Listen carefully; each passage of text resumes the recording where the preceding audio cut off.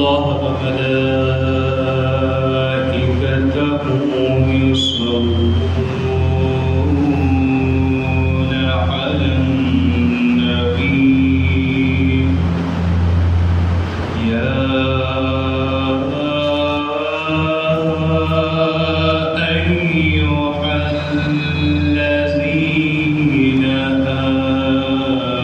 آمنوا صلوا عليه وسلموا تسليما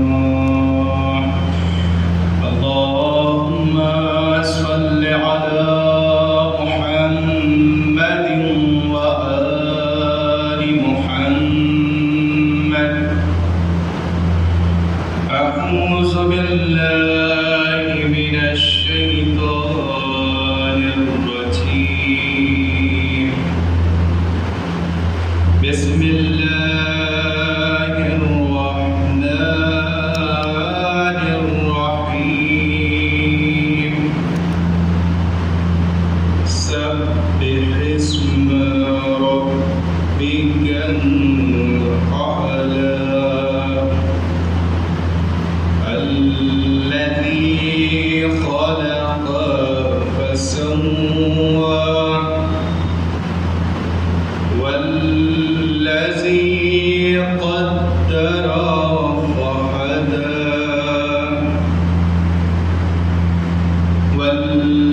والذي أخرج المرعى فجعله غثاء أحوى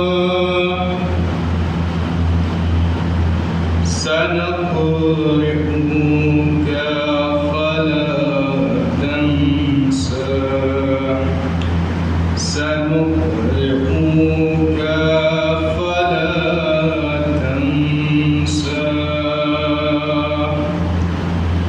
إلا ما شاء الله إنه يعلم الجهر وما يخفى ونيسرك لليسرى فذكر إن نفعت الذكرى سيذكر من يخشى ويتجنبها الأشقى الذي يصلى النار الكبرى ثم لا يموت فيها ولا يحيا قد أفلح من تزكى وذكر اسم ربه وصلى وذكر اسم ربه فصلى بل تؤثرون الحياة الدنيا والآخرة خير وأبقى إن هذا لفي الصحف الأولى إن هذا لفي الصحف الأولى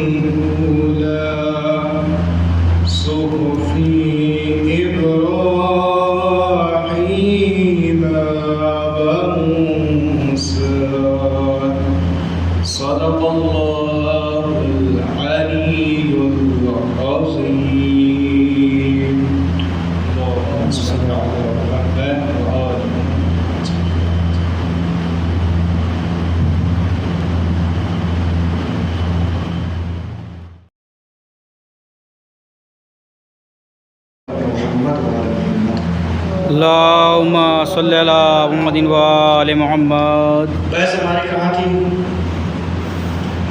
یاد ہے کسی کو؟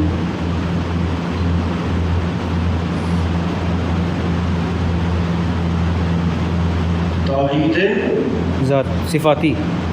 جی. اردو پڑھنے والے افراد تو یہاں پر ہیں نہیں، تقریباً سبھی جانتے ہوں، لکھ بھی دے رہے، ہندی میں بھی لکھ دے رہے، کوئی مسئلہ نہیں.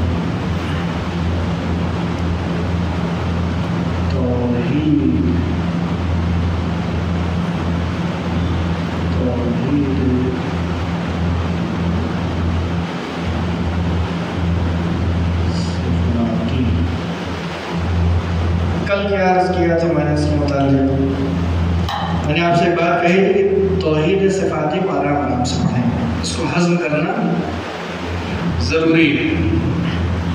یہ موضوع آپ کے لیے سوال ہو جائے گا تو تقریباً آپ ٹھیک ٹھاک والے مسلمان ہو جائیں گے، موحد ہو جائیں گے. کیا ہو جائیں گے؟ مسلمان تو بھی نہیں کر سکتے، موحد ہو جائیں گے. موحد کس کو کہتے ہیں؟ ایک خدا کی پرستش کرنے والے کو، ایک خدا میں ایمان رکھنے والے کو اور ایک خدا کو ماننے والے کو، اس کو کہتے ہیں موحد. اسی لیے کرسچنس کے بارے میں بھی یہی کہا جاتا ہے، اور جو حضرت موسیٰ کے ماننے والے ہیں ان کے لیے بھی کہا جاتا ہے کہ وہ موحدین میں سے ہیں. اسی لیے ان کو دوسرے زبانوں میں اہل کتاب. اور بہت سے شرعی احکام ایسے ہیں کہ جو آپ کو معلوم ہونا چاہیے کہ مشرک اور کافر کے ساتھ بہت سے ایسے معاملات ہیں جو نہیں کیے جا سکتے ہیں، مگر اہل کتاب کے ساتھ کیے جا سکتے ہیں. ٹھیک ہے نا؟ یہ بات ذہن میں ہے. تو اس مسئلے کی اہمیت ہے، یہ مسئلہ اہمیت رکھتا ہے. تو کم سے کم بحد توحید تو آپ لوگوں کے لیے الحمدللہ بہت سی چیزیں حل ہو گئی ہیں. جو چیزیں سوال ہیں وہ انشاءاللہ پوچھ لیجیے گا. توحید صفاتی میں نے عرض کیا تھا، آج کچھ بھی ریپیٹ کرو گا، پہلے صرف توحید صفاتی میں تھوڑا سا جو میں نے کل ذکر کیا تھا وہ ریپیٹ کرتا ہوں. کیا میں نے کہا تھا کل توحید صفاتی کے متعلق؟ توحید صفاتی میں نے کہا تھا کہ اللہ کی ذات، اس کا ایک چھوڑ تو توحید ذاتی سے بھی ملتا ہے، کیونکہ میں نے کہا تھا توحید ذاتی کی میں نے دو قسم بتائی تھی کہ توحید ذاتی سے مطلب یہ ہے، اس سے مراد کیا ہے؟ نہ اس ذات کے مقابلے میں کوئی ذات ہے، نہ خود وہ کسی سے اور نہ خود اس ذات کے اندر کوئی چیز مل جل کر کے وہ ذات بنی ہے. ٹھیک ہے نا؟ یعنی وہ ذات خالص توحید بھاگوں میں بٹی ہوئی نہیں ہے، پارٹس نہیں ہیں اس کے کہ ہم کہیں گے یہ چیزیں مل کر کے بن گئی. اور اس کا جو تصور دیا تھا میں نے کل کہ وہ تو پہلا والا تو پتہ ہی دیا تھا کہ اس کے مقابلے میں کچھ نہیں ہو سکتا، کیونکہ لامحدود ہے. مقابلے میں آنے کے لیے اس کی حد بندی کرنی پڑے گی، جب گنجائش ہوگی تبھی دوسرے کا تصور ہو سکتا ہے. تو وہ تو ہٹ گیا. لیکن جہاں پر میں نے عرض کیا تھا کہ وہ ذات اپنے آپ میں ایک خالص اور کمپلیٹ ذات ہے اور کسی چیز سے مرکب ہو کر کے نہیں بنی ہے. کیا مطلب مرکب ہو کر کے نہیں بنی ہے؟ یعنی کسی چیز سے مل جل کر کے نہیں بنی ہے.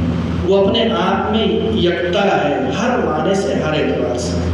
یکتا ہونے میں نے کہا تھا دو تصور ہے، یعنی نہ اس کی ذات کسی فزیکل پارٹ سے مل کر کے بنی ہے اور نہ ہی کسی نان فزیکل ایگزسٹنس، غیر مادی اور غیر جسمانی وجود سے مل کر کے بنی ہے. غیر جسمانی تو مطلب سمجھ میں آ رہا ہے؟ غیر جسمانی، جسمانی یعنی باڈی فزیکل، اور غیر جسمانی نان فزیکل. تو غیر جسمانی یعنی جو جسم نہیں ہے، میں نے مثال اسی میں پھر ایک بار دے رہا ہوں، غیر نان فزیکل ایگزسٹنس جیسے کیا چیز موبائل صاحب جی؟ ہوا، علم، قدرت. ہوا تو جو ہے فزیکل ہے، علم، قدرت، ہوا فزیکل ہے سرکار. یہ تو آدم، ارادہ، علم، قدرت، ارادہ، علم، قدرت، حیات، خوبصورتی، یہ ساری چیزیں. البتہ خوبصورتی میں کہہ سکتے ہیں کہ یہ اس چیز پر ثابت آتی ہے، لیکن اس کا مفہوم ذہن معتبر ہے. خوبصورتی مثال کو چھوڑ دیں، لیکن ارادہ، علم، قدرت اس کے ہونے پر یقین بھی ہے، یہ معلوم یہ چیزیں ہوتی ہیں، کیوں؟ کیونکہ ہم نے اس چیز کو محسوس کیا اور محسوس کر سکتے ہیں۔ لیکن یہ بھی معلوم ہے کہ قدرت کا کوئی جسم نہیں ہوتا ہے، علم کا کوئی فزیکل فارم نہیں ہوتا کہ جس کی طرف ہم اشارہ کر کے بتا سکیں، کیونکہ جسم کی خاصیت یہ ہے کہ جسم کی طرف اشارہ کیا جا سکتا ہے، ایسا ہی ہے۔ جو چیز بھی جسم ہے وہ قابل اشارہ ضرور ہے، وہ چاہے اپنی آنکھوں سے ہو چاہے مائکروسکوپ کے ذریعے سے۔ جو چیز دکھنے میں آ جائے گی آپ کو، یا فزیکلی جس کو آپ ٹچ کر سکتے ہیں، محسوس کر سکتے ہیں، اس کی طرف اشارہ بھی کیا جا سکتا ہے۔ فزیکلی ٹچ کر سکتے ہیں، فزیکلی جس کو محسوس کر سکتے ہیں، کیا کیا چیزیں ہیں وہ پارٹ آف اسپیچ جس کو بولتے ہیں، وہ کیا کیا چیزیں ہوں؟ دیکھنے کے ذریعے سے، چکھنے کے ذریعے سے، سونگھنے کے ذریعے سے، سننے کے ذریعے سے اور چھونے کے ذریعے سے، یہ 5 چیزیں۔ اگر ان 5 سورسز سے کوئی چیز، کوئی بھی حقیقت، کوئی بھی موجود آپ کے لیے قابل حس اور قابل فہم ہے اس کی حقیقت، تو اس کا مطلب یہ ہے کہ وہ چیز فزیکل ہے۔ اس لیے کہ فزیکل چیز کو محسوس کرنے کے لیے فزیکل چیز کی ہی ضرورت پڑتی ہے، فزیکل آلات اور اوزار اور ابزار کی۔ صحیح ہے نا؟ کام ہماری عقل کرتی ہے، ہماری روح بات میں سمجھتی ہے، وہ ساری چیزیں الگ بات ہے، لیکن بات یہ ہے کہ وسیلہ تو یہی ہوگا، فزیکل چیز کو روح وسیلہ بنائے گی کسی بھی چیز کو سمجھنے کے لیے۔ تو نان فزیکل ایگزسٹنس جو علم ہوتا ہے وہ ان 5 چیزوں سے نہ دیکھا اور محسوس کیا جا سکتا ہے، نہ سمجھا جا سکتا ہے، اور نہ ہی چھوا جا سکتا ہے۔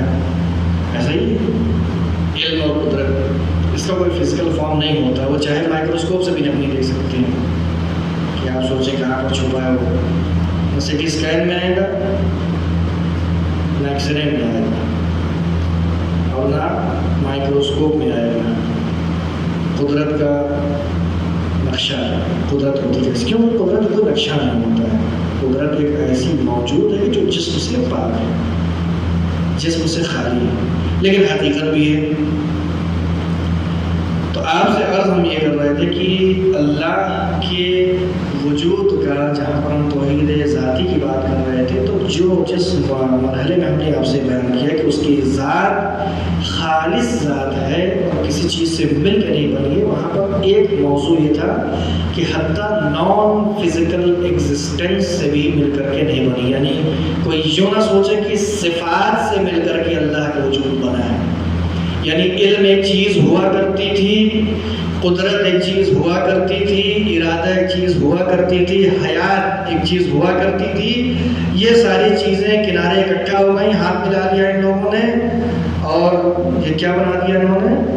اللہ بنا دیا۔ شکتیمان کون دیکھتا تھا؟ کس نے دیکھا شکتیمان؟ شکتیمان میں ایک کڑی آئی تھی جس میں ایک رول تھا، مجھے بھی یاد آ گیا، کھلی بلی، گرین اور ریڈ کلر کے تھے، وہ مل کے ایک بن جاتے تھے، وہ جیسے شکتیمان کرے ناچتے تھے اور ناچ کے ایک بن جاتے تھے، وہ دونوں اور طاقتور ہو جاتے تھے، وہ دوڑتے تھے شکتیمان سے۔ تو یہ والا سین نہیں ہے، نہ فزیکل فارم میں اور نہ ہی صفات کے حوالے سے کہ صفاتیں اس طریقے سے مل کر کے کچھ بن گئی ہیں، اس کے بعد پھر اللہ کا وجود سامنے آ گیا۔ نہیں، اللہ کا وجود سامنے آ گیا وہ کا مطلب کیا ہے؟ یا تو جو پہلے سے یہ صفات موجود تھی ان کو ہم خدا مان لیں، اور میں نے آپ سے سامنے وہ دلیل جو پیش کی تھی اس کے متعلق یہ ہر ایک چیز کو میں کنیکٹ کرتا ہوا چل رہا ہوں، اس لیے میرے پاس ٹائم ہے، یعنی آج جتنا بھی وقت ہے آدھا گھنٹہ، اس میں مجھے کوئی ضروری نہیں ہے کہ میں ایک نئی چیز بتا دوں، میں آپ کو جتنی چیز ہے وہ کلیئر کرنا چاہتا ہوں تاکہ کسی بھی طرف سے اب تک جو بیان ہوا کہیں آپ پھنسے نہ کسی بھی اعتبار سے۔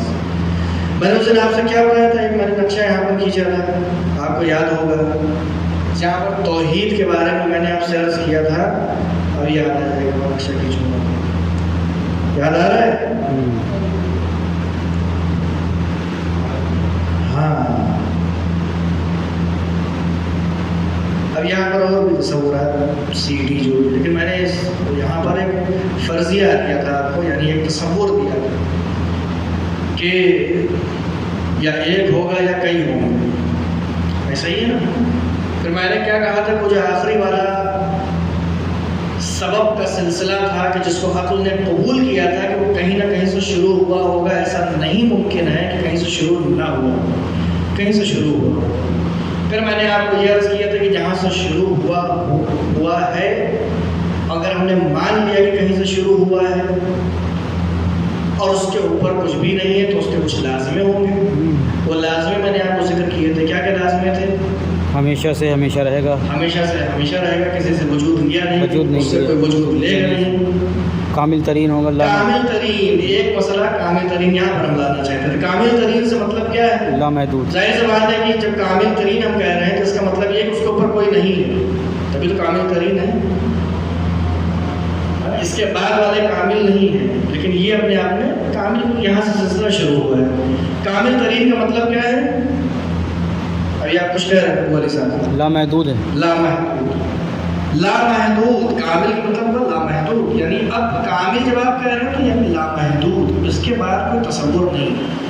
اور اگر لامحدود کے مقابلے میں کوئی چیز لانی ہے تو پھر محدود ہو جائے گا، تضاد ہو جائے گا. اگر یا تو قابل تصور نہیں ہے عملی اعتبار سے، اور اگر تصور کر رہے ہیں تو اس کا مطلب یہ کہ ہم دو محدود تصور کر رہے ہیں.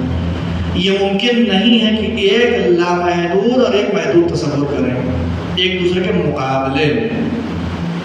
ٹھیک ہے، دو طریقے ہوتے ہیں. میں آپ کو ایک بار ایک اور فارمولہ بتا دوں، یہ بھی کام آئے گا. یہ فارمولہ بتا رہا ہوں، یاد رکھیے گا. دین کے بہت سے مسائل اور عقیدے کے سے حل ہوتے ہیں، اس کو سمجھیں. اسی سے کہتے ہیں مغالطہ ایک چیز ہوتی ہے. کیا ہوتی ہے؟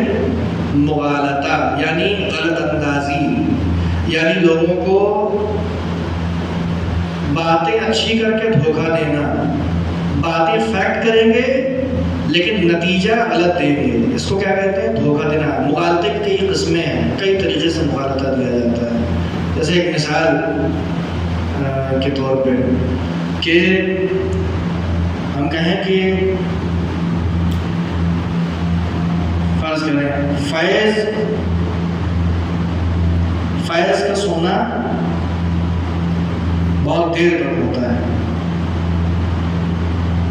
اور سونا بہت مہنگا ہوتا ہے، تو فیض بہت امیر ہے. بات سمجھ میں؟ اس کو کہتے ہیں مغالطہ. یہ ایک قسم ہے مغالطے کی کہ ہم نے مشترک لفظی جو کامن ورڈ کو لیا لیکن دونوں الگ معنی میں ہیں. ورڈ تو کامن ہے، دونوں کا معنی الگ ہے. ایک جگہ سونا جہاں پر ہم نے پہلے جملے میں استعمال کیا کہ فیض لمبے وقت تک سوتا ہے، وہاں پر اس کا سونا لمبا ہوا کرتا ہے، یعنی وہاں پر ہم اس ورب کی بات کر رہے ہیں، اس فعل کی بات کر رہے ہیں کہ جو انجام دیتا ہے سونا. اور پھر ہم نے دوسرا جملہ جو بیٹھایا اس میں سونے کی ہم اس میٹل کی بات کر رہے ہیں. اور پھر ہم نے دونوں کو چپکا لیا اور نتیجہ دے دیا کہ فیض بہت امیر ہے کیونکہ بہت وقت تک سوتا ہے. سونا یہ اور سونا وہ فرق کرتا ہے. یہ اس طریقے سے دھوکے ہوتے ہیں. میں مغالطہ آپ کو سمجھانا چاہتے ہیں کہ مغالطہ کہتے ہیں کسے، اور دسیوں قسم کے مغالطے ہوتے ہیں. دسیوں قسم ہیں، انشاءاللہ کبھی بتائیں. کبھی زمان کے اعتبار سے مغالطہ کیا جاتا ہے، کبھی مکانی مغالطہ ہوتا ہے، کبھی ڈیفینیشن کا مغالطہ ہوتا ہے، کبھی کامن ورڈ کا مغالطہ ہوتا ہے، کبھی شرائط جو پائے جاتے ہیں ان کا مغالطہ ہوتا ہے. انشاءاللہ کبھی انشاءاللہ فرصت سے بیان کریں. ایک چیز میں آپ کو فارمولہ بتانا چاہتا تھا کہ یہ ابھی بات یہ ہو رہی ہے یار یہ سے کہ خود اپنے آپ میں حد بندی سمجھ میں آتی ہے. یہ ہوتا ہے مقابلہ. اس کے مقابلے میں کیا ہے؟ اس کے مقابلے میں. لیکن اگر ہم یوں کریں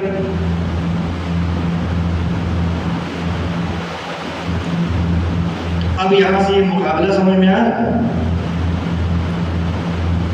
مقابلہ سمجھ میں نہیں آ رہا ہے. ٹھیک ہے نا؟ یہاں پر کمپٹیشن ہے، یہاں پر کمپٹیشن نہیں ہے. کیوں نہیں؟ کیونکہ یہاں پر ہم اس کے برابر رکھنا چاہ رہے ہیں کسی چیز کو، اس لیے یہاں پر کمپٹیشن ہے. لیکن یہاں پر ہم اس کے نیچے رکھنا چاہ رہے ہیں چیزوں کو، تو کمپٹیشن ختم ہو جائے گا. یعنی کیوں ختم ہو جائے گا؟ کیونکہ یہاں پر مقدم اور مؤخر، پہلے اور بعد کا کھیل ہے. جہاں پہلے اور بعد والا کھیل ہے وہاں پر کمپٹیشن ہے ہی نہیں. جو پہلے ہے وہ پہلے ہے، جو بعد میں وہ بعد میں، ایسا ہی ہے. لیکن جب ہم مقابلے میں کوئی چیز لائیں گے،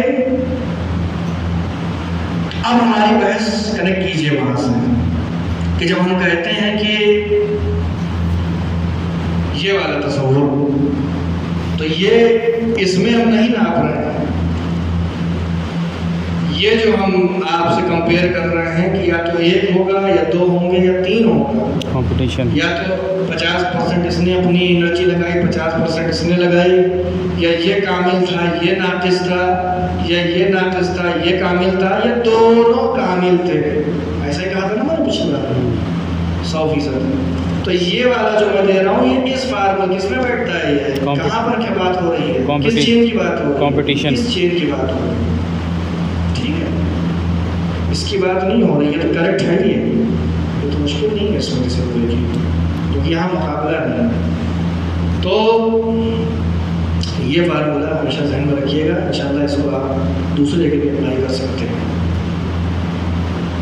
تو میں نے آپ سے ابھی کیا کہا کہ صفات سے مل کر کے خدا کی ذات نہیں بنی ہے. صفات سے اگر مل کر کے بنی ہوتی تو کیا ہوتا؟ علم کے وجود کو پہلے سے موجود ہونا لازمی ہوتا، قدرت کے وجود کو پہلے سے ہونا لازمی ہوتا، ارادے کو پہلے سے ہونا لازمی ہوتا، حیات کو پہلے سے ہونا لازمی ہوتا. یہ پہلے تھے، انہوں نے مل کر کے بعد میں خدا بنایا. سمجھے تصور کیا ہے؟ تو یہ ممکن نہیں ہوگا. کیوں نہیں ہوگا؟ 2 حالت ہیں. اب یہ ساری چیزیں حالتیں آپ کو سوچنی چاہیے، مجھے نہیں بتانی چاہیے. دھیرے دھیرے ایکٹیو ہونا چاہیے اس میں. حالت کیا ہے وہ 2 کہ پہلے یا تو ہم یہ مان لیں، میں نے کیا کہا تھا، وہ جو عقلی حساب سے تیسری جو چین آئی تھی سبب اور مسبب والی، یہ سلسلہ کہیں ختم وہ کہیں ختم ہوتا ہے. اسی سلسلے کی بات ہو رہی ہے، جہاں ختم ہوتا ہے وہ ایک ہے یا کئی ہے. سمجھ رہے میری بات؟ پھر جب میں نے بتایا کہ اس کا ایک لازمہ یہ ہے کہ وہ لامحدود ہے، اور ہم یہاں پر کہہ رہے ہیں کہ علم، قدرت، حیات پہلے سے تھی، اس نے مل کے خدا بنایا. اس کا مطلب یہ کہ اپنے آپ میں علم، قدرت، ارادہ، حیات، اس کو اپنے آپ میں سب کو خدا ماننا پڑے گا. ماننا پڑے گا، یہی تو ہوا نا. جب ماننا پڑے گا تو یہ بھی اپنے خدا ہونے کے پیرائے پہ دقیق اور ایگزیکٹ نہیں بیٹھ رہے ہیں. کیوں؟ کیونکہ لامحدود ہے. جب لامحدود تو 4 چیزیں الگ الگ ہیں. قدرت الگ ہے، علم الگ ہے، ارادہ الگ ہے، حیات الگ ہے، فلاں الگ ہے، یہ الگ ہے. تو یہ چیزیں جب الگ الگ ہیں تو یہ لامحدود کیسے ہوئے؟ اور ایک ساتھ بھی موجود ہیں، ایک ساتھ بھی موجود ہیں اور الگ الگ بھی ہیں. تو 2 بحثیں ہیں کہ یا تو ہم پہلے ان میں سے ڈھونڈیں کہ کیا چیز پہلے سے موجود تھی، سب سے پہلے کیا تھا، بتا رہی، یا تو اس میں سے ہم ڈھونڈیں. اور یا تو اگر ہم یہ کہتے ہیں کہ مان لیجیے علم سب سے پہلے تھا، تو اس کا مطلب یہ قدرت پہلے نہیں تھی. تو جب اس کے پاس یہ خالی علم ہے، قدرت نہیں، تو یہ کہاں سے لامحدود ہو گیا؟ جب کسی چیز کا لیک پایا جا رہا ہے اس کے اندر تو یہ محدود ہوا کہ لامحدود ہوا؟ محدود ہو گیا، کیونکہ قدرت کا اس کے پاس کیا ہے؟ کمی. لیک پایا جا رہا ہے، قدرت نہیں ہے اس کے پاس. اس کے پاس ارادہ بھی نہیں ہے، اس کے پاس حیات بھی نہیں ہے، اس کے پاس جمال بھی نہیں ہے. اس کے پاس کیا ہے؟ خالی علم ہے. تو یہ اتنی چیزیں نہیں ہیں تو کیسا یہ ہو سکتا ہے؟ اور اسی طریقے سے ہر ایک صفت اپنے آپ میں اسی طریقے سے باطل ہو جائے گی کہ اس کا ایگزسٹنس کسی کا بھی اس میں سے لامحدود نہیں ہو سکتا ہے تن تنہا. اسی لیے بات کس چیز کی ہوتی ہے؟ اسی لیے کہا گیا کہ اس سبب کی بات ہو رہی ہے جو ہر چیز کے لیے سبب ہے، جو لامحدود ہے. تو یہ والا فارمولہ ہم مٹائے دیتے. یہاں پر ہم نے کہا کہ یہ ساری چیزیں پھر ہو، اس لیے ہم نے آپ کو سمجھایا. یہ اس لیے بنایا تھا کہ آپ کا ذہن ادھر چلا جائے اور اے بی کو آپ اے بی کی جگہ تصور کریں قدرت اور علم اور ارادہ. تو یہ ممکن نہیں ہے. یا تو یہ کہ کیونکہ وہاں تو پہلے ہی سے یہ مان لیا ہے کہ علم صرف علم ہے، قدرت صرف قدرت ہے، یہی ہے نا. تو اپنے آپ میں کوئی بھی کمپلیٹ نہیں ہے، تو یہ چیز پاسبل نہیں ہے. تو یہاں سے کیا نتیجہ نکل کے آتا ہے کہ خدا کی ذات اوصاف سے یعنی صفتوں سے، ایٹریبیوٹ سے، کوالٹیز سے مرکب نہیں ہے. بس کیسی ذات ہے؟ ذات اس کی کیسی ہے؟ خالص خالص ہے. اور میں نے بتایا تھا کہ خدا کے پاس یہ ساری چیزیں ہیں بھی، تو اس کو کیسے سمجھیں گے؟ نسبت دے دو. یہ جو میں نے بتایا ذات ایک ہے، یہ ہماری محدودیت کا تقاضا ہے کہ ہم ایک ساتھ تمام تر چیزوں کو ایک سانچے میں نہیں دیکھ سکتے. ہم محدود ہونے کی وجہ سے کبھی ہماری توجہ قدرت پہ جاتی ہے تو ہم اس کو کہتے ہیں قدیر، کبھی ہماری توجہ اس کے علم کی طرف جاتی ہے تو اس کو کیا کہتے ہیں؟ علیم. کبھی ہماری توجہ اس کے زندہ ہونے پر، اس کے باحیات ہونے پر جاتی ہے تو اس کو کہتے ہیں حی. ایسا ہی ہے نا، یہ ہماری آپ کی محدودیت کا تقاضا، وإلا وہ اپنی ذات میں کامل ہے. کیسے اس کو سمجھیں گے؟ اس کو ایسا نہیں کہ ہم سر ہلا رہے ہیں، آپ کو سمجھ کچھ نہیں آ رہا، سر ہلانے سے کام نہیں چلے گا.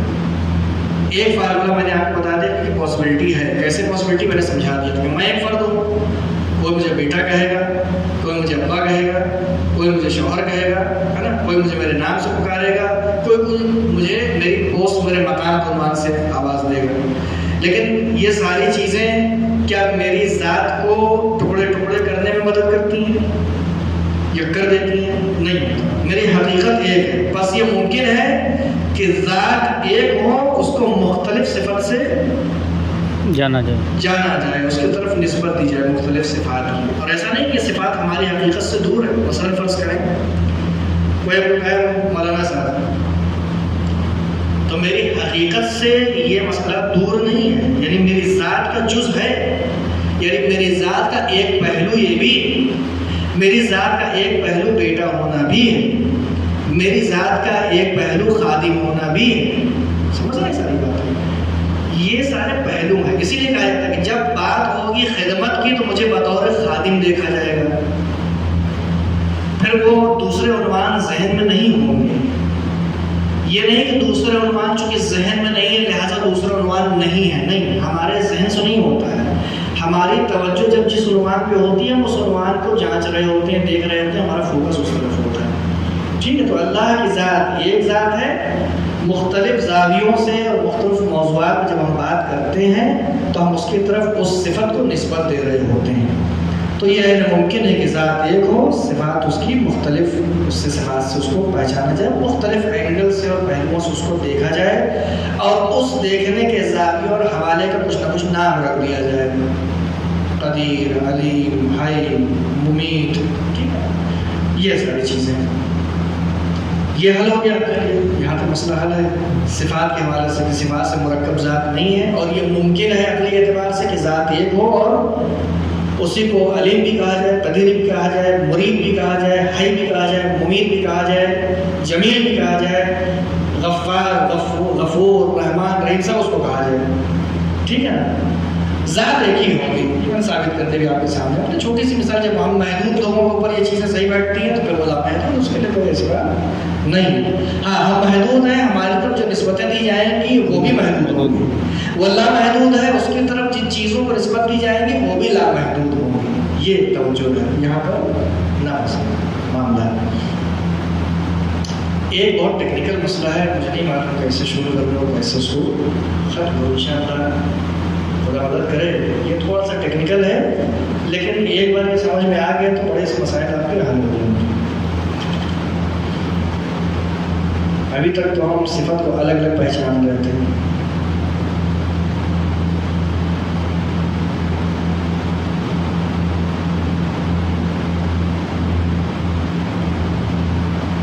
ایک مثال دیتے ہیں.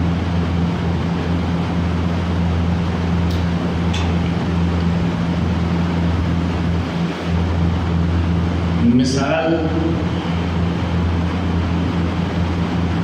یہ ہے کہ پانی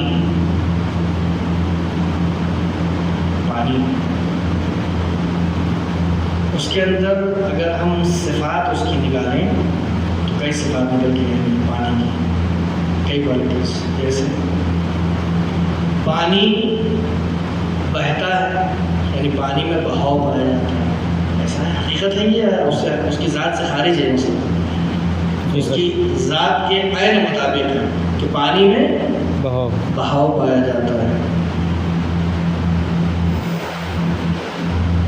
پانی لکوڈ ہے، یہ بھی صحیح ہے، بہاؤ بھی آپ چھوڑ دیں، پانی لکوڈ ہے. لکوڈ ہونے کی وجہ سے پانی جس چیز پر گر جائے اس کو گیلا بھی کر دیتا ہے، ایسا ہی ہے. لکوڈ بھی ہے، گیلا کرنے والا بھی ہے، دو الگ الگ چیزیں کہ نہیں ہے، ظاہر لفظی اعتبار سے. لکوڈ بھی ہے، گیلا کرنے والا بھی ہے. دونوں ایک ہیں یا الگ الگ ہیں؟ ایک ہی. اس کو کہتے ہیں لازم ملزوم. یعنی کیا؟ کس کو یہ دو لفظ سمجھ میں آئے، کس کو نہیں سمجھ میں آئے؟ آپ سب سے پوچھ رہے ہیں، آپ کو سمجھ میں آیا؟ بولیے نہیں سمجھ میں آیا. عالم صاحب نہیں سمجھ میں آیا، پیچھے نہیں سمجھ میں، آپ کو نہیں سمجھ میں. لازم اور ملزوم کی آپ کو مثال دیتے ہیں. لازم اور ملزوم کا مطلب یہ ہوتا ہے کہ جب ایک چیز ہوگی تو دوسری بھی ہوگی، ساتھ لزوماً ہونا ضروری ہے. ممکن نہیں کہ یہ ہو وہ نہ ہو. ہم اپنے موضوع پر طرف دھیرے دھیرے لے جا رہے ہیں. ممکن نہیں ہے کہ یہ ہو وہ نہ ہو. ممکن نہیں ہے کہ لکوڈ ہو گیلا نہ کرے. اب ممکن نہیں ہے کہ کوئی چیز گیلی کی ہو کسی چیز نے اور وہ چیز لکوڈ نہ رہی ہو، یہ ممکن نہیں. ٹھیک ہے، اس کو کیا کہتے ہیں؟ لازم ملزوم. یعنی ایک چیز ہوتی ہے جو لازم ہے، ایک چیز اس کا ملزوم. یہ ہوگا تو وہ ضرور ہوگا، وہ ہوگا تو یہ ضرور ہوگا. یہ کئی طرح کے ہوتے ہیں. بہت سا اتفاقی ہوتا ہے لازم ملزوم، لیکن کبھی کبھی ہوتے ہیں ذاتی. لازم ملزوم دو طرح کے ہوتے ہیں، اتفاقی اور ذاتی. اتفاقی جیسے مثلا فرض کریں کہ جب بھی کسی نے رائے بریلی میں کمائل صاحب کو دیکھا ہے، ان کے ساتھ عالم صاحب کو ضرور دیکھا ہے، فرض کریں مثال کے طور پر. تو جہاں کہیں بھی یہ پہنچیں گے کسی مجلس میں، کسی نیوتے میں، تو لوگ ان کو دیکھ کر کے لزوماً یہ سمجھیں گے کہ عالم صاحب بھی آئے ہوں گے. ایسا ہی یہ کون سا لازمہ ہے؟ ذاتی نہیں ہے. ان کی ذات میں عالم نہیں بیٹھے ہیں کمائل صاحب کی، یا عالم صاحب کی ذات میں کمائل صاحب نہیں بیٹھے ہیں. یہ لازمہ ذاتی لازمہ نہیں ہے. یہ لازم ملزوم تو ہے، لیکن لازم ملزوم اتفاقی ہے. یعنی جو دیکھا گیا اور مسلسل دیکھا گیا، لہٰذا لوگوں نے اپنے ذہن میں بنا لیا، لیکن ذاتی تو نہیں. ذاتی کیا چیز ہوئی؟ ذاتی یہ چیز ہوئی، میں نے مثال آپ کو دی کہ اگر لکوڈ ہے تو گیلا کرے گا. اگر کوئی چیز گیلی ہے تو وہاں لکوڈ گرا ہوگا، وہ چاہے پانی ہو یا کوئی چیز ہو. اس کو کہتے ہیں لازم ملزوم. اسی طریقے سے علم، قدرت، حیات، ارادہ، یہ ساری چیزیں خاص کر سے جو صفات ثبوتیہ ہوتی ہیں. کیا ہیں صفات ثبوتیہ؟ 6 ہوتی ہیں بس یاد نہیں ہے، جو بتائی جاتی ہیں. مدرسے میں چھوٹی کتابیں آتی ہیں، اس میں 6-7 ہوتی ہیں. ٹھیک ہے، کم سے کم 7 تو ہیں فرض کر لیں. تو جو 7 چیزیں ہیں اس میں سے میں نے آپ کو یہ چیزیں گنائی، اسی میں سے کیا کیا؟ وہ علیم ہے، قدیر ہے، حی ہے، مرید ہے، جمیل ہے، اور کیا کیا ہے؟ قدیر. اوصاف جوڑ کر بہت سی ہیں. صفات ثبوتیہ میں جو کتابوں میں لکھا جاتا ہے وہ کیا ہے؟ جیسے کہنے کا مقصد کہ یہ جو اہم صفات ہیں کہ جو ذات کے ملاحظے محض سے سمجھ میں آ جاتی ہے، وہ صفات اس کی صفات ذاتی ہوا کرتی ہیں۔ جب کوئی صفت ذاتی صفت ہوگی، اب میں اپنا نیا باب بول رہا ہوں، نیا چیپٹر توحید صفاتی ہے، کہ ایک قسم صفت کی یہ ہے صفت ذاتی اور صفت فعلی، صفت ذاتی اور صفت فعلی۔ صفت ذاتی ابھی اس کو میں نے ڈیفائن کیا، وہ صفات ہیں کہ جو ذات کو دیکھنے محض سے سمجھ میں آ جائے، یعنی اگر وہ چیزیں ذات میں تصور نہ کی جائیں تو گویا وہ ذات ہی موجود نہیں ہے، یعنی اس صفت کو ذات سے الگ نہیں کر سکتے ہیں۔ اس صفت کو ذات سے الگ کرنے کا مطلب یہ ہے کہ آپ نے ذات کو نابود کر دیا، یعنی اگر خدا کو آپ تصور کرنا چاہیں، یعنی ایک وجود جو لامحدود ہے اور اپنی ذات اس کی کمپلیٹ ذات ہے، اس کو اگر ہم مردہ تصور کریں تو یہ ممکن نہیں ہے، یعنی آپ گویا اس کے وجود کو ختم کر دیا آپ نے، اور یہ ممکن نہیں کہ لامحدود بھی ہو، بے نیاز بھی ہو، اور ہم کہیں کہ اس کے پاس حیات بھی نہیں۔ بس کچھ چیزیں ایسی ہوتی ہیں جو ذات کے ملاحظے محض سے سمجھ میں آ جاتی ہیں، صفات، کچھ ایسی صفات ہوتی ہیں، اس کو کہتے ہیں صفات ذاتی۔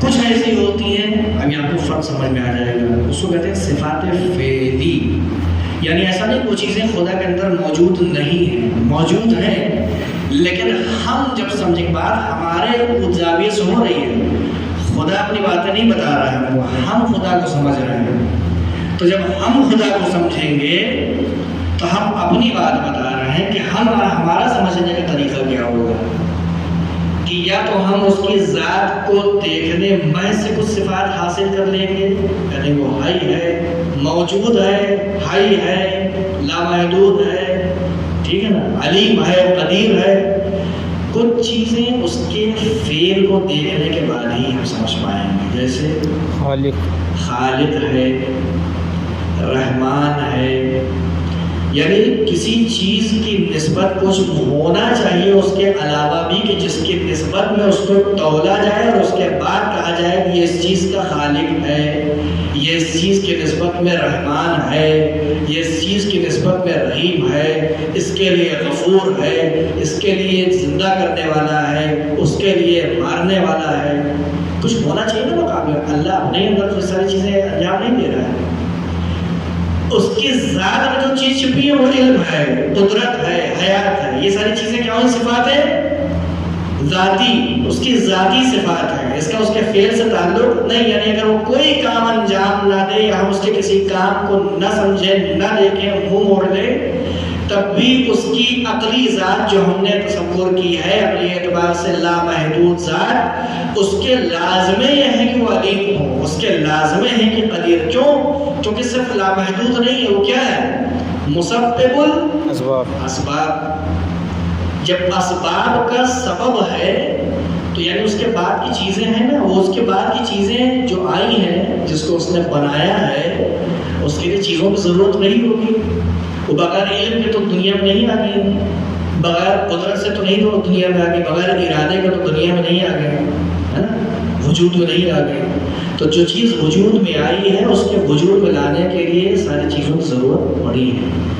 تو کچھ چیزیں ایسی ہیں جو مخلوق، صرف مخلوق یعنی اگر مخلوق نہ ہو تو ہم نہیں سمجھ سکتے، یعنی فرض کریں صرف ذات خدا موجود ہے، کوئی مخلوق نہیں، فرض کریں محال ہے، یہ محال ہے، لیکن فرض کرتے ہیں، عقل تو فرض کر سکتی ہے نا چیزوں کو، فرض کرتے بس وہ ہے اور وہی، ٹھیک ہے، البتہ عرفانی لحاظ سے یہ حقیقت ہے۔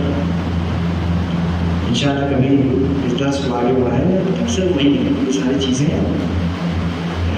اس کی نشانیاں ہیں، صرف ہم آپ دوسری چیز جو بھی خیر۔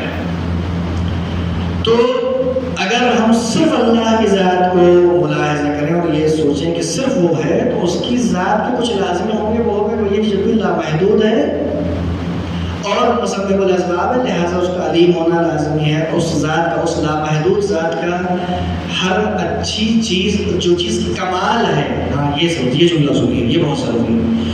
ہر وہ چیز جو کمال کے دائرے میں آتی ہے، اس کا اللہ کے پاس اور اس نامحدود ذات کے پاس ہونا ضروری ہے. اس لیے کہ کسی بھی کمال کو اللہ سے جدا نہیں کیا جا سکتا. کیوں؟ کیونکہ کسی بھی کمال کے جدا کرنے کا مطلب کیا ہے کہ اللہ اس کمال سے خالی ہے. جب اللہ اس کمال سے خالی ہو گیا، یہ تصور کر لیا، تو پھر اللہ کا وجود کیا رہ گیا؟ محدود ہو گیا. پھر وہ اللہ نہیں رہا، پھر وہ خدا نہیں رہا. اس لیے کہا جاتا ہے کہ دنیا کے ہر وہ کمالات جو کمال کے دائرے میں اور کمال کے ڈیفینیشن میں آتے ہیں، وہ تمام تر کمالات، کمال کی یعنی وہ تمام تر کمال، اوصاف اور وہ کمالات اللہ کی ذات میں اور اس لامحدود ذات میں ہونا لازمہ ہے. یہ اس کی ذات کے ملاحظے سے سمجھ میں آتی ہے. لیکن میں نے آپ سے عرض کیا کہ مخلوق اگر نہ ہوتی تو اس کو خالق ہم نہ سمجھتے. ایسا ہی ہے نا، اس کی رحمانیت کو نہ سمجھتے، مگر یہ کہ ایک موجود ہوتی تو اس کے نسبت اس نے رحم کیا ہو، غفران کیا ہو، تب اس کو سمجھیں گے وہ رحیم ہے، وہ کریم ہے. ٹھیک ہے، تو رحیم، کریم، خالق، یہ ساری صفات تب سمجھ میں آئیں گی کہ جب مخلوق موجود ہو اور اس کے مقایسے سے، یعنی اس کا اس کے ساتھ رشتہ دیکھ کر کے یہ صفات سمجھ میں آتی ہے. لیکن کچھ صفات میں نے آپ سے کہا کہ بغیر رشتہ دیکھے صرف اللہ کی ذات محض کو تصور کرتے ہوئے کچھ صفات سمجھ میں آتی ہیں کہ جو اگر نہ ہو تو اللہ کی ذات کامل نہیں ہو سکتی. جیسے میں نے آپ سے ذکر کر دیا، حیات، علم، قدرت، یہ ساری چیزیں. ٹھیک ہے، یہ دو باتیں سمجھ میں آئیں. کسی کے کوئی ایسا مسئلہ جو سمجھ میں نہ آیا ہو؟ لازم ملزوم والا بھی سمجھ میں آ گیا. لازم ملزوم کیا ہوتا ہے؟ نہیں سمجھ میں آیا. لازم، ابھی ہم آپ کی جو بحث چل رہی ہے، ہم آپ کو لے کہاں جا رہے ہیں؟ سمجھ میں آ رہا ہے یا ادھر کی گفتگو ادھر ہے، ادھر کے پاس نہیں سمجھ میں آ رہا؟ صفات کے اتحاد پہ لے جا رہے ہیں. ہاں ماشاء اللہ والد صاحب جو ہے وہ ہوشیار ہیں اور سمجھ رہے ہیں، جو حق ادا کر رہے ہیں کلاس کا. ان شاء اللہ امید ہے کہ باقی لوگ بھی اسی طرح سمجھ رہے ہیں. صفات کی اتحاد کی طرف ہم آپ کو لے جا رہے ہیں. یعنی کیا مقصد؟ ہاں، ساری صفتیں ایک ہیں. اللہ کی ذات کے ملاحظے محض سے جو صفات سمجھ میں آ رہی ہیں، ٹھیک ہے نا، علم، قدرت، حیات، ٹھیک ہے، ارادہ، فلاں فلاں، یہ ساری چیزیں کیا ہیں؟ یا دوسری زبان میں کہوں تو یوں کہوں کہ جو علم ہے وہی قدرت ہے. اب سمجھ میں آئی بات؟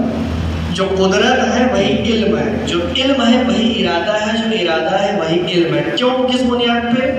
وہی جو میں نے بھی آپ کو مثال دے دی، لازم اور ملزوم. ممکن ہی نہیں ہے علم ہو ارادہ نہ ہو، ممکن ہی نہیں ہے ارادہ ہو علم نہ ہو، ممکن ہی نہیں ہے قدرت ہو علم نہ ہو، ممکن ہی نہیں ہے علم نہ ہو قدرت. اس کو سالو کیجیے گا ذہن میں جا کر. یہ حقیقت ہے. یہ اسی لیے میں نے کہا تھا کہ یہ سن بھی لیں گے آپ، عقلی طور سے کسی حد تک آپ کو سمجھ میں آ بھی جائے گی کہ لازم ملزوم کیا ہوتا ہے. یہ ویسا ہی لازمہ ہے جیسے میں نے آپ کو ابھی سمجھایا. پانی ہے تو گیلا ضرور کرے گا. ممکن نہیں ہے کہ پانی بھی ہو گیلا بھی نہ کرے، پانی بھی ہو بہے بھی نہ. اب یہ نہ کہیں آپ کہ برف جما دے تو نہیں بہے گا. سرکار شیعہ لوگ ایسا بہت کھیلتے ہیں کھیل. انہوں نے دیکھا، آپ نے کھیل دیا کے ساتھ، جما دیا صاحب پانی. بھیا جس کو جما دیا وہ پانی نہیں رہا، اس کو کیا کہیں گے؟ برف کہیں گے. وہ پانی کی حالت سے خارج. پانی سے بنتا، پانی سے بہت سی چیزیں بنتی ہیں. پانی سے شربت بھی بنتا ہے. ہمارے بدن میں بھی کتنے % پانی؟ 70%. کوئی آپ کو کہے گا پانی ہے؟ نہیں کہے گا. ہم کو کوئی نہیں کہے گا پانی. پانی سے بہت چیزیں بنتی ہیں، لیکن جب جو چیز بن گئی اس کے اوپر پھر وہ توجہ کی جاتی ہے. جس چیز سے بنی ہے اس چیز کو نہیں توجہ کرتا ہے انسان، ہے نا. بہت سے میٹل کے ذریعے سے کمپیوٹر بنتا ہے، لیکن کوئی کمپیوٹر کو دیکھنے والا یہ نہیں کہتا ہے کہ یہ جو ہے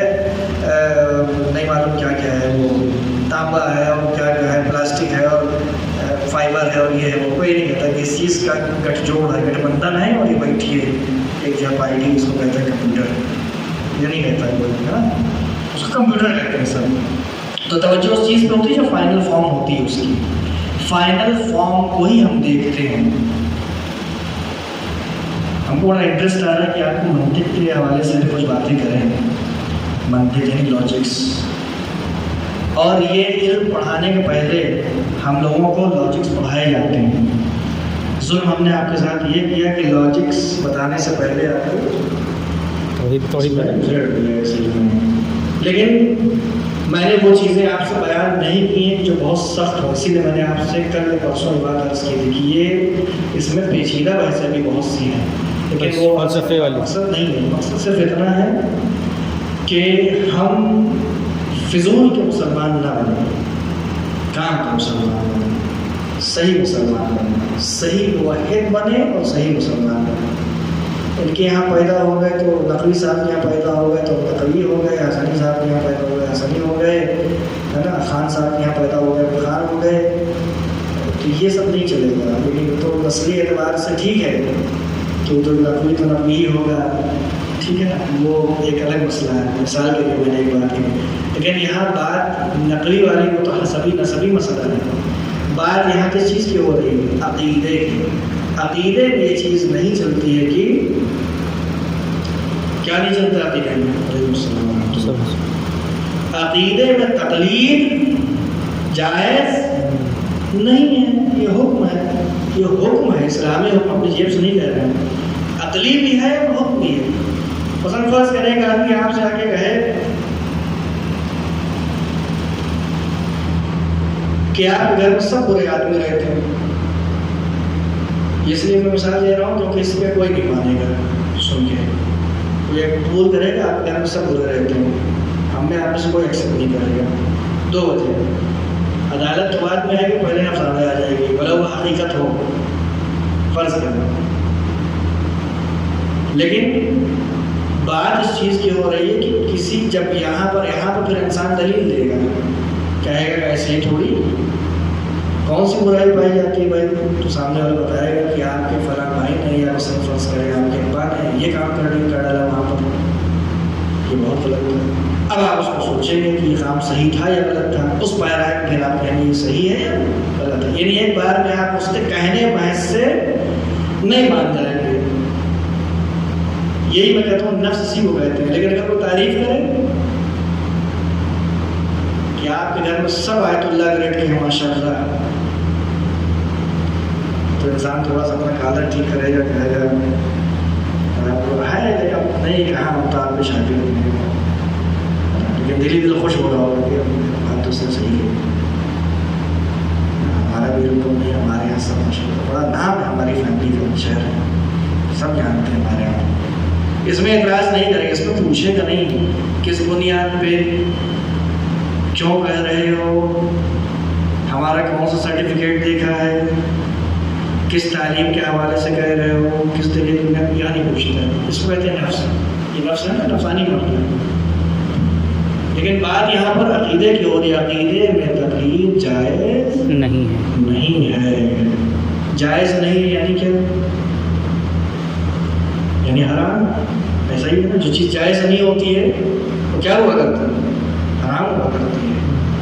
लेकिन कैसी हराम, फिर आप कहेंगे मौलाना साहब फिर आप ये तो मुग़ालता हो गया, इसलिए कि आप तो खुद ही हमको पढ़ा रहे हैं, ये सारी चीज़ें बता रहे हैं और आप चाहते हैं कि हम लोग आपसे सीखें भी, और फिर आप कह रहे हैं तक़लीद ना करो। तो मैंने उस दिन क्या इसका हल बताया था, तुम्हारे साहब से जवाब देंगे, तुम्हारे साहब से जवाब, वेरी गुड, ऐसा ही है। सुनिए सबसे, कहते हैं कि सुनो सबकी करो अपनी, लेकिन जिद में नहीं, इसलिए कि हम इंदल्लाह जवाबो अक़ल से, हम इंदल्लाह जवाबो हैं। सुनिए सबकी और करिए अपनी। से मुराद ये है कि आप अपने अक्ल के मीज़ान पर हर चीज़ को तौलें।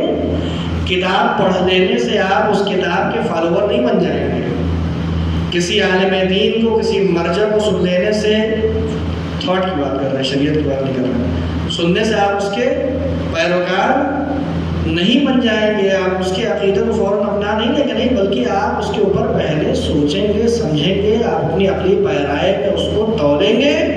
جب آپ کو لگے گا کہ ہاں یہ بات معقول ہے، یہ کم سے کم یہ لگے کہ ہاں یہ غیر عقلی بات نہیں ہے، تب آپ اس کو قبول کریں گے، ایسا ہی ہے۔ لیکن اگر کوئی چیز ہو، بہت اچھی کتاب میں لکھی ہے، بہت بڑے خطیب محترم حجت الاسلام والمسلمین، کہنے والے تو مفسدین کچھ ایسے ہیں، سمجھ رہے ہیں؟ تو ان کی بات سن لی، چونکہ ہم کو ان کی خطابت بہت اچھی لگتی ہے، لہٰذا جو کہا ہوگا بہت اچھا نہیں ہے، عورت مزاج ہمارا معاملہ ہے، کیوں؟ کیونکہ عورتوں کو کہتے ہیں وہ جذبات سے سوچتے ہیں، تو نہیں خاتون آدمی ہے ہماری بڑے نہیں، ایسا حقیقت ہے، یہ بات اشارے میں نہیں کر رہا ہوں میں، اس حقیقت کو خواتین کی جو ذات ہوتی ہے وہ احساسات کے ساتھ ہوتی ہے، جذبات، اور اسی قانون کے اور اسی فطرت کے چلتے ہوئے اللہ نے ان کو سروری سے روکا ہے کہ گھر چلانے میں یہ ان کا فیصلہ آخری فیصلہ نہ ہو، بلکہ ہر جگہ حکومت میں آخری نہیں ہوگی، مشورہ لیا جائے گا، باتیں کی جائیں گی، کوئی اس کو ادر وے میں نہ لے، ان کی بات کا احترام بھی ہوگا، ممکن ہے کہ وہ بھی وہی سوچے جو ہم سوچ رہے ہیں، جو کہے وہی، جو وہ کہہ رہے وہی ہم کہیں، لیکن پھر بھی چونکہ اللہ جانتا ہے کہ اس کی فطرت حساس فطرت ہوتی ہے، سینسٹیو ہوتی ہے، اور ان کے اندر جذبات کا غلبہ پایا جاتا ہے، اور جب جذبات غالب آتے ہیں تو عورت عقلی مراحل اور مقام پہ جا کر کے نہیں سوچ پاتی ہے، لہٰذا اس کو امام ہونے سے روکا ہے، پیغمبر ہونے سے روکا ہے، کہیں کا ولی فقیہ ہونے سے روکا ہے، مرجع ہونے سے روکا ہے، لیکن یہ چیزیں روکا ہے، اس کا مطلب یہ نہیں ہے کہ کوئی خاتون یا کوئی عورت اس علمی اور سیاسی مقام پر نہیں پہنچ سکتی، یا اتنی صلاحیت اس کے اندر ہی نہیں آ سکتی، کبھی نہیں، صلاحیت کی بات نہیں ہو رہی ہے، ایک کون خلق کیا ہے صلاحیت کے اعتبار سے، صلاحیت الگ چیز ہے، جذبات اور فطرت الگ چیز ہے، فطری تقاضا مرد کا کچھ اور ہوتا ہے، عورت کا کچھ اور ہوتا ہے، اور اسی لیے مرد کے لیے بھی بہت سے کام سے مردوں کو جگہ نہیں دی ہے، تو اس اعتبار سے مرد اپنی بےعزتی سمجھیں گے، بھائی ہم کو جو ہے وہ گھر چلانے کے لیے بہت سے ایسے احکام ہیں، یہاں پر مردوں کی دخالت نہیں، منع ہے کہ مرد اس میں دخالت نہ کریں، وہ چیز عورتوں سے مربوط ہے، اور وہ صرف بہترین فیصلہ وہی لے سکتے ہیں اس معاملات میں، کبھی انشاءاللہ ہوگا وقت تو وہ پوائنٹس میں گناؤں گا، یہاں پر صرف عورتوں کی اجازت ہے، تو نہ ادھر سے مردوں کی بے عزتی کا سبب بن رہا ہے یا ادھر سے مردوں کا۔ بات کیا چل رہی تھی ہماری؟ تقلید کی۔ عقائد میں تقلید جائز نہیں ہے کسی بھی عنوان سے، ٹھیک ہے، اس بات کو ذہن میں رکھیے گا، تقلید میں آپ کو اپنے عقل کے گھوڑے دوڑانے ہوں گے، فلاں خطیب نے کیا کہہ دیا، فلاں شاعر نے کیا کہہ دیا۔ ہمارے قوم کی سب سے بڑی بدبختی یہ ہے کہ ہم جن کی لفاظیاں سب سے اعلیٰ درجے کی ہوتی ہیں تو ان سے دین لیتے ہیں، یا جن کی شاعری اچھی ہوتی ہے ان سے دین لیتے ہیں، شاعروں سے، ایسا ہی ہے ہماری قوم کی حالت یہی ہے۔ اب کوئی آدمی آ کر کے اگر تبلیغی بات کہہ دے، مثلا فرض کرے سب سے بورنگ کام اس وقت رائے میں ہم کر رہے ہیں، کیا کر رہے ہیں صاحب؟ توحید پڑھا رہے ہیں صاحب، توحید کیا، لوگ مسلمان ہیں زبردستی آپ توحید پڑھا رہے ہیں، زبردستی آپ ان کا ایمان خراب کر رہے ہیں، کہیں پھنس گئے جواب نہ دے پائے تو کیا ہوا، وہ تو مشرک رہ جائے گا۔ گویا پہلے بڑا سمجھا بوجھا مسلمان تھا، بڑے ٹھوس دلیل اس کے پاس تھی اسلام کو مسلمان ہونے کی، اور اب پڑھنے کے بعد وہ مشرک ہو گیا۔ تو جو ایسا سمجھتا ہوں کہ ہمارا سلام، قالوا سلام سلام لکم دینکم ولی دین، آپ اپنی اپنے پاس رکھیے، ہم کو ہمارا کام کریں۔ لیکن یہ بہرحال بورنگ درس ہے، کیوں؟ کیونکہ ہمارے قوم کے مزاج کا نہیں، یہ اصلی چیزوں سے محروم رکھا گیا ہمیشہ، اور اس کو مٹا دیں تو موضوع ہمارا ختم ہو چکا ہے۔ یہ چیزیں عقائد کی آپ ان سے فرار نہیں ہے۔ ہمارے کلاس کا ٹائم تقریباً ہو چکا ہے۔ میں نے آپ سے کہا تھا کہ ہمارا مقصد یہ نہیں ہے کہ ہم کوئی خاص نئی چیز ضرور شروع کر دیں اور اس کو ضرور سے ہم ایک نئے ٹاپک کو بڑھائیں بتائیں، کیونکہ میں نے کہا تھا کہ میں اس پہ ٹائم دوں گا، کس پہ؟ توحید صفاتی توحید صفاتی پر 5 منٹ میں ایک گفتگو اور کروں گا، اس کے بعد میں اس کلاس کو آج ختم کرتا ہوں۔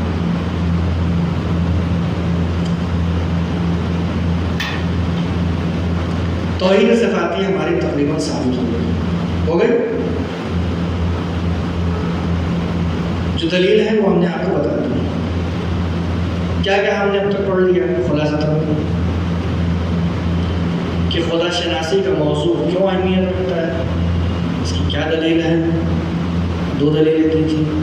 اس کے بعد جب ہم کو معلوم پڑ گیا کہ یہ موضوع اہم ہے، اس سے فرار کرنا نقصان کا سبب بن سکتا ہے، تو پھر اب جب یہ موضوع اہم ہے تو پھر یہ خدا شناسی کی کیسے جائے، تو اس کے کتنے راستے بتائے تھے؟ 3 راستے بتائے تھے۔ کیا کہتے ہیں وہ راستے؟ نظم تیز بولیے جس کو بولنا ہے۔ نظم، عقلی دلیل، فطرت۔ پہلا تھا نظم، یعنی اس کائنات میں جو سسٹم، نیچر سسٹم موجود ہے، موجودات کے بیچ میں، مخلوقات کے بیچ میں، وہ طرز، وہ رول اور وہ سسٹم جو ہے وہ ہم کو اس طرف لے جاتا ہے کہ ہاں اس سسٹم، اگر سسٹم موجود ہے تو سسٹم کو بنانے والا بھی کوئی موجود ہے۔ دوسری دلیل کیا تھی؟ عقلی دلیل۔ عقلی ذریعے سے ہم نے یہ سمجھا، اور 3 میں نے آپ کو تصورات دیے تھے، سبب اور مسبب کے، علت و معلول، جس میں سے میں نے 2 چیزیں آپ سے میں نے کہا کہ وہ 2 نظریے، 2 چیز جو ہیں وہ صحیح نہیں ہے، اس لیے کہ پہلی والی تو کنٹراڈکشن تھی۔ کنٹراڈکشن کا مطلب تضاد، تناقض، یعنی بعد میں جو پہلے ہے وہ ایک بار پھر سے بعد میں آ گیا، یہ نہیں ہو سکتا ہے۔ جو پہلے ہے وہ پہلے ہے، اس نے بعد والے کو بنایا ہے، بعد میں آنے والا اپنے سے پہلے والے کو نہیں بنا سکتا ہے، تو یہ بھی کنٹراڈکشن تھا۔ وہ سیریز ہے، وہ سرکل والا جو سسٹم ہے سبب اور مسبب کا، وہ بھی فیل ہو گیا۔ ایک سیریز ہم نے بنائی تھی جو جا رہی ہے انفینائٹ تک، لا محدود، معلوم ہی نہیں اس کا سرا کہاں، تو وہ بھی ہمارے لیے بلا معنی ہو گیا۔ کیوں؟ اس میں نتیجہ، کیونکہ ہم نتیجے تک نہیں پہنچ رہے، ہم کو پہنچنا کہاں ہے؟ نتیجے پہ معلوم کرنا، تو جب معلوم ہی نہیں پڑ رہا ہے تو وہ فیل ہے فارمولا۔ تو آپ لوگ کس موضوع پہ پہنچی کل ملا کے؟ تیسرے، کہ ایک سبب اور مسبب کا سلسلہ ہے، چاہے جتنا لمبا چوڑا ہو، کہیں ختم ہو، لیکن عقل کا تقاضا یہ کہتا ہے کہ اس کو کہیں نہ کہیں جا کر کے اینڈ ہونا چاہیے، یعنی کہیں نہ کہیں سے اس کی شروعات ہوئی ہوگی۔ ممکن نہیں کہ یوں ہی چلتا رہے اور معلوم ہی نہ پڑے کچھ ہے بھی کہ نہیں پیچھے، نہیں کچھ ہے، اگر کچھ ہے تو ہم کو کہیں رکنا پڑے گا۔ تو وہ تیسرا والا۔ اس کے بعد ہم نے کیا بتایا آپ سے کہ یہ تو ثابت ہو گیا 3 راستوں سے، پھر وہ فطرت کا تقاضا میں نے بتایا تھا کہ فطرتاً انسان جو ہے وہ اپنے سے بڑی اور جو توانا تر چیز ہوتی ہے اس کی طرف سرخم اور تسلیم ہوتا ہے۔ تو ظاہر سی بات ہے جو سب سے توانا تر چیز ہوگی، جو سب سے زیادہ قدرت مند چیز ہوگی، اس کے سامنے اتنا ہی بڑا تواضع بنے گا اور اس سے اتنا ہی زیادہ انسان امید رکھے گا۔ ٹھیک ہے، تو یہ 3 چیزیں میں نے بتائی تھی۔ اس سے کیا ہم کو سمجھ میں آئے ان 3 دلیلوں سے؟ کوئی سپریم ذات، کوئی ایسی ذات موجود ہے، یعنی کیسی ذات ہے وہ؟ عقلی فارمولے کے ذریعے سے مسبب الاسباب، جو مسبب الاسباب ہے، کہ جو کیا ہے، اور علت ایسی چیز ہے کہ جو لامحدود ہے، اس کے اوپر کچھ۔ پھر اس کے بعد میں بتایا گیا کہ وہ جو لامحدود ہے وہ ایک ہے یا کئی ہیں، اس کے میں نے بارے میں بتایا۔ وہ کس موضوع میں آیا؟ توحید میں، توحید ذاتی، توحید میں آیا۔ توحید میں 2 چیزیں ہم نے بیان کی، توحید ذاتی، توحید صفاتی۔ توحید صفاتی۔ توحید ذاتی میں 2 چیز ہم نے بتائی۔ توحید ذاتی کیا کیا ہے؟ کہ ایک تو یہ ہے کہ اس کے ذات کے مقابلے میں کوئی ذات نہیں ہے، اور خود اس کی، دوسرا کیا تھا کہ اس کی ذات خود اپنے آپ میں کئی چیزوں سے مرکب نہیں ہے، ہر اعتبار سے یکتا ہے، خالص ہے، ہر اعتبار سے یکتا، اکیلی اور یکتا ہے، اپنے آپ میں کمپلیٹ ہے اور کسی چیز کی محتاج نہیں ہے۔ توحید صفاتی کا کیا معنی بتایا؟ توحید صفاتی بھی، توحید صفاتی سے مقصود کیا تھا؟ ساری صفاتیں کہ اللہ کے اندر پائی جانے والی اس کی، نہیں پہلے اس کا میں نے مقدمہ آپ سے جو بعد میں بیان کیا وہ کیا تھا کہ 2 طرح کی ذات ہے اللہ کی طرف جو ہم نسبت دے سکتے ہیں اپنی شعور کے مطابق، صفات ذاتی، صفات فعلی، صفات ذاتی اور صفات فعلی۔ صفات ذاتی کون سی ذات ہیں؟ جو لازماً پائی جاتی ہے، صفات ذاتی کون سی ذات ہے کہ جو صفات فعلی بھی اس کے اندر پائی جاتی ہے، جو اس کے وجود کے ملاحظے محض سے سمجھ میں آ جائے، یعنی اس کے وجود کو کسی دوسرے موجود کے ساتھ کمپیئر کیے بغیر، جو اس کے وجود کے جو ہونے اس کے وجود کا لازمہ ہو، لازم ملزوم ہو، ذات خدا اور علم، ذات خدا اور قدرت، ذات خدا اور حیات، یہ ساری چیزیں کیا ہیں؟ لازم ملزوم۔ جو لازم اور ملزوم ہوں گی وہ کون سی صفات ہوں گی؟ صفات ذاتی، ذاتی، یعنی یہ خدا کی عین ذات ہیں۔ عین ذات جب ہوں گی تو اس میں سے ہر کوئی اپنے آپ میں لامحدود تو ہے ہی ہے، تو اس کا مطلب یہ ہوا کہ وہی جو علم ہے لامحدود اسی کو ہم خدا کہتے ہیں،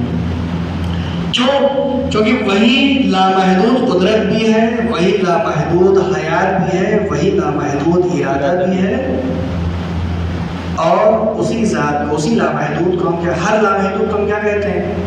خدا نام دیتے ہیں۔ ہمارا جھگڑا اس چیز سے نہیں کہ ہم کس چیز کو، ہم نے کہا کہ ہمارا فارمولہ کیا ہے؟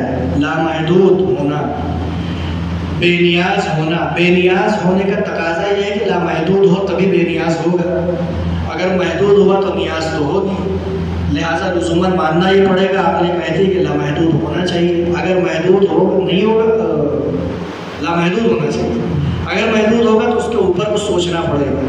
لیکن اب چونکہ آخری مرحلے کی بات کر رہے ہیں، بات ہی وہاں کی ہو رہی کہ جہاں سلسلہ رکتا ہے، یعنی اس کے اوپر کچھ بھی نہیں ہے، یعنی وہ پہلی چیز وہ تھی کہ جہاں سے چیزوں کی شروعات ہوئی۔ تو ہمارے لیے عقل کے لیے ہماری عقل ناچار ہے کہ یہ مانے کہ وہی وجود جہاں سے شروع ہوتا، وہی پوائنٹ جو ہے، وہی موجود لامحدود ہے اور بے نیاز ہے۔ اس موجود کا نام آپ کچھ بھی رکھیے، میں نے کل آپ سے عرض کیا تھا، مسلسل عرض کرتا ہوں، اللہ، ایشور، گاڈ، خدا، جس نام سے پکارا ہے اسی ذات کو۔ تو توحید صفاتی میں ہم نے آپ کے لیے یہ ثابت کیا کہ اللہ کی کچھ صفات ذاتی ہیں اور کچھ فعلی۔ فعلی صفات کون سی تھی؟ منتظر صاحب، صفات فعلی کون سی ذات تھی؟ جی، یہاں کوئی یہ کہ ایک دوسرے سے سنکوچ بھی نہ پڑا کرے کہ ہم نہیں بتا پائیں گے تو مطلب لوگ کیا سوچیں گے کہ کلاس ہم صحیح سے نہیں سمجھ رہے ہیں۔ نہیں، ہمارے ساتھ بھی ہوتا ہے، اور ہوتا تھا اور ابھی بھی ہوتا ہے۔ بہت سی چیزیں ہم کو ہضم ہو جاتی ہیں لیکن ہم نہیں آتی ہیں زبان پہ، نہیں بول پاتے، نہیں بتا پاتے، تو اس میں دقت نہیں ہے، ہم ٹائم ہے آپ کے پاس، کوئی جلد بازی نہیں، ہم نہیں جا رہے ہیں، دیر ہو چکی ہے لیکن پھر بھی بتائیے، کوئی مسئلہ نہیں۔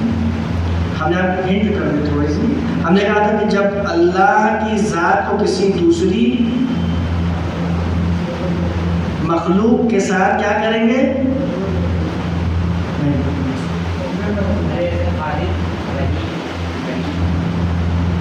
اللہ کی ذات کو کسی دوسری موجود کے ساتھ دیکھتے ہوئے ان کے بیچ میں پائی جانے والی نسبت،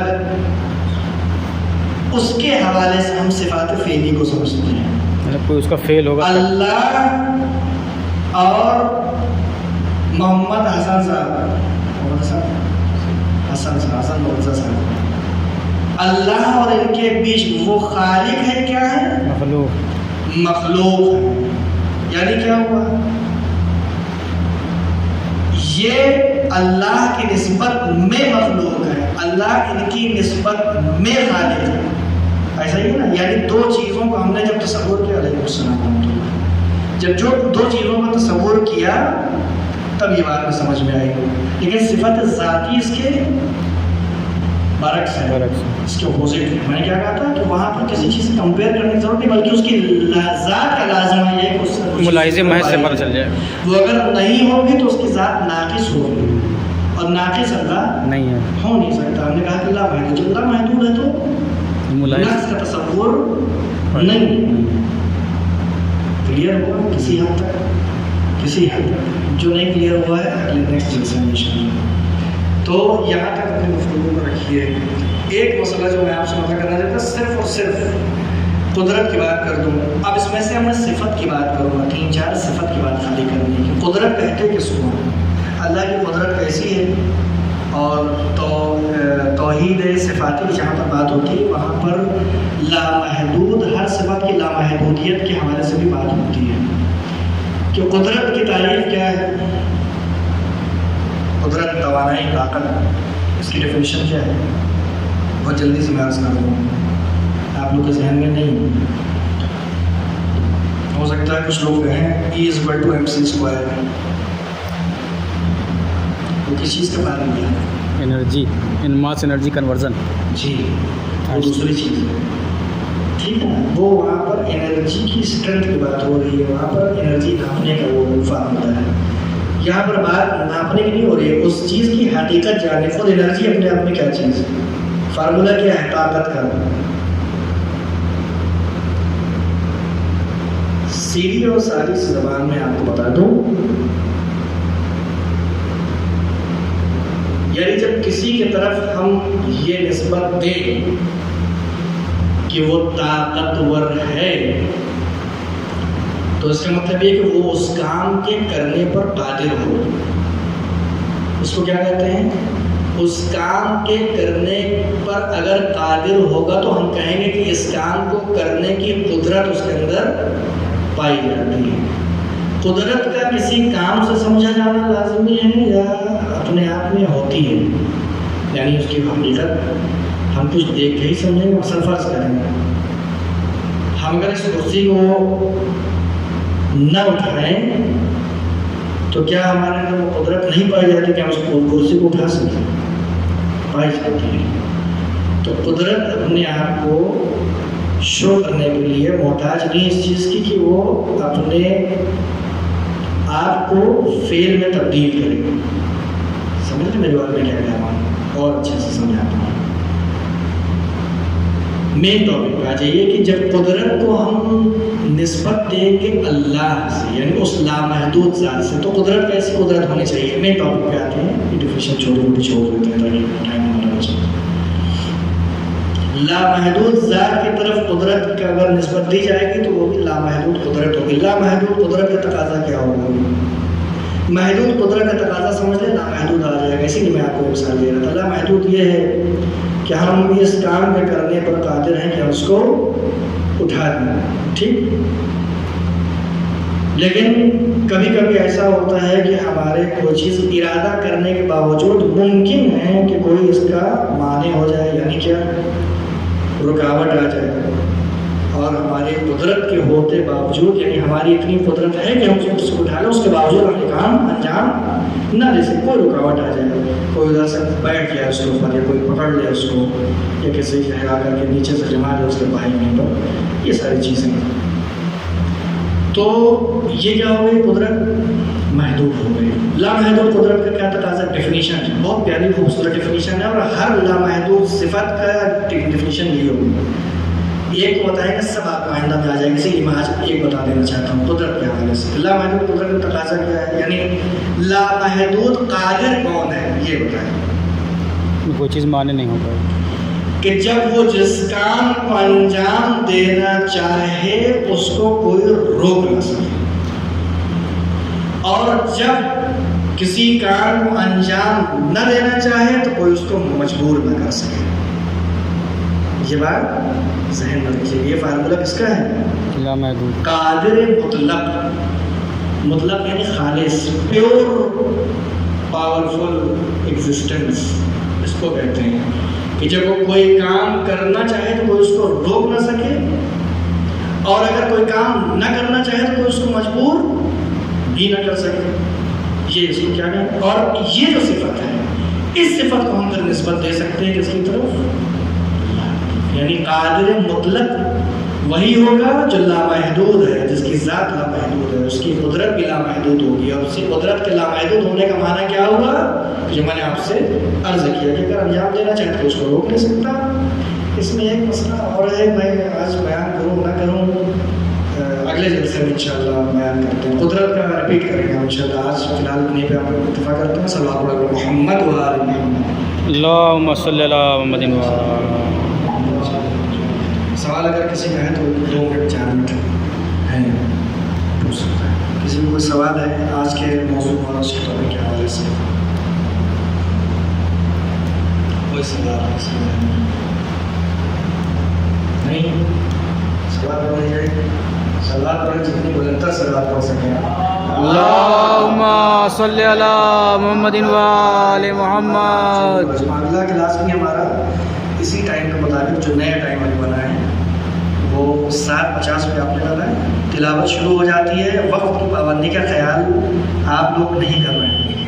8 بجے شارپ 8 بجے ایگزیکٹ 8 بجے ہماری اسپیچ شروع ہو جائے گی. اب 2 جلسے بچے ہیں. میں بار بار کہہ کے تھک گیا اور میں نے ویٹ کیا ہے اور اس پہ عمل نہیں ہو رہا ہے. لیکن افراد جان لیں کہ اب میں 2 جلسے جو بچے ہیں اس میں ویٹ نہیں کیا جائے گا. 8 بجے انشاءاللہ کوشش ہو جائے گی. میں جس وقت آ جاؤں وہ شروع کر دوں گا. اگر 8 بجے میں پہنچ گیا تو 8 بجے شروع کر دوں گا. ٹھیک ہے. صلی اللہ علیہ وسلم. اللہم صلی علی محمد و آل محمد.